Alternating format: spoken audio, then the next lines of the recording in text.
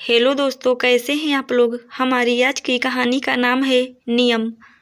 अरे सिप्रा, तू बहुत खुशनसीब है जो तेरी शादी शहर के इतने बड़े रईस खानदान में हो रही है। पढ़े लिखे और नए जमाने के कदम से कदम मिलाकर चलने वाले लोग हैं। तू बहुत खुश रहेगी वहाँ। तेरे ससुराल वाले तुझ पर कोई पाबंदियां नहीं लगाएंगे। नए जमाने का ससुराल मिला है तुझे तो। सिप्रा की सहेलियां सिप्रा को छेड़ते हुए कह रही थी, बहुत ही खूबसूरत थी सिप्रा।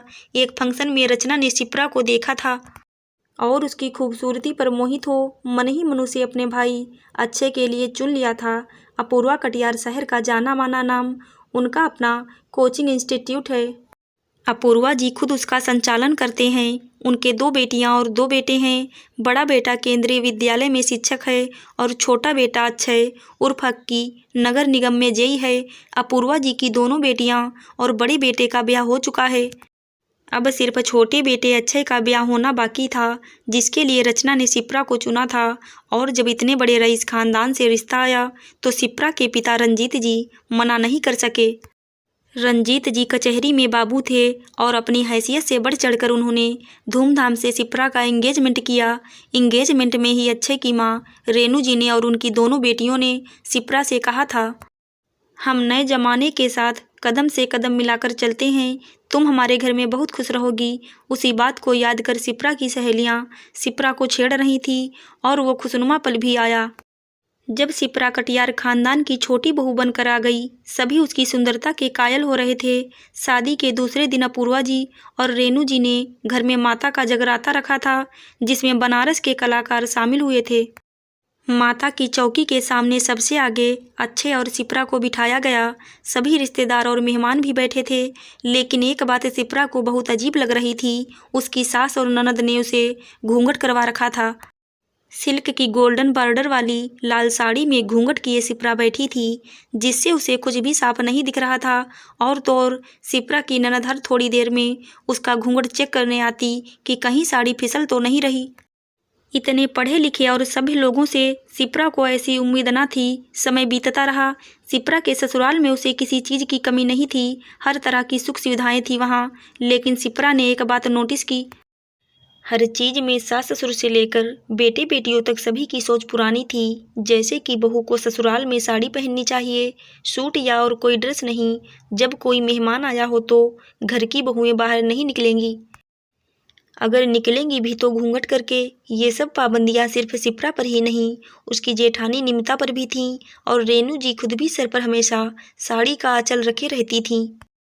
मानसून ने दस्तक दे दिया था। सावन का महीना आरंभ हो चुका था और सिप्रा के पिता रंजीत जी सिप्रा के ससुराल में पहली सावनी लेकर आए थे। रेनू जी ने उन्हें बिठाकर सिप्रा के कमरे में जाकर सिप्रा को बताया कि उसके पापा आए हुए हैं। पापा के आने की बात सुन सिप्रा खुशी से चहकती हुई उनसे मिलने को दौड़ पड़ी कि तभी रेनू जी ने उसे रोकते हुए कहा, रुको बहू, पहले अपनी साड़ी तो ठीक कर लो और सर पर घूंघट तो कर लो। हाँ माँ, सही कह रही हैं, तुम बिना घूंघट से कैसे बाहर जा सकती हो। अक्षय ने भी अपनी माँ रेनू जी की बातों का समर्थन किया। सिप्रा ठिठक गई और अचानक से पीछे मुड़ी। इतने दिनों से इस पुरानी परंपरा को ढो रही थी, लेकिन आज तो अति हो गया था। अपने ही पिता से मिलने के लिए उसे घूंघट करना औचित्य नहीं लग रहा था। अपनी सासू माँ के साथ साथ अपने पति की भी ऐसी सोच से हैरान थी। सिप्रा को समझ आ गया उसे अब क्या करना है। उसे अब इस पुरानी परंपरा का विरोध करना है। मैं अपने ससुर जी या जेठ जी से मिलने नहीं जा रही सासू माँ, जो घूंघट करके जाऊँ। मैं अपने पापा से मिलने जा रही हूँ। और अपने पिता से मिलने के लिए एक बेटी को घूंघट करने की क्या ज़रूरत। पढ़े लिखे या उच्च ओहदे पर काबिल होने से कोई नए जमाने का नहीं हो जाता सासू माँ। नए जमाने के साथ चलने के लिए नई सोच का होना भी बहुत जरूरी है। पुरानी रूढ़िवादी सोच और परंपराओं की रस्सी से बंधे हुए हैं आप लोग। पहले उस रस्सी को तोड़िए, पुरानी विचारधाराओं और पुरानी परंपराओं से बाहर निकलिए। और अच्छे जी, आप माँ तो पुराने जमाने की हैं, 70-80 के दशक की, तो उनकी सोच तो वैसी ही होनी स्वाभाविक है। लेकिन आप तो नए जमाने से ताल्लुक़ रखते हैं, तो आपकी सोच इतनी पुरानी कैसे हो गई। आप माँ की पुरानी सोच को समर्थन देने के बजाय उनकी सोच को बदलने का भी प्रयास तो कर सकते हैं ना। लेकिन कोई नहीं, मैं अब इस पुरानी परंपरा को नहीं निभा सकती, इसीलिए मैं अब और घूंघट नहीं कर सकती। कहते हुए शिप्रा बिना घूंघट अपने पिता से मिलने बाहर चली गई। रेणु जी और अच्छे एक दूसरे का मुंह देखते रह गए। शिप्रा का आत्मविश्वास से भरे शब्द सुन निमता ने भी अपना घूंघट हटा दिया था।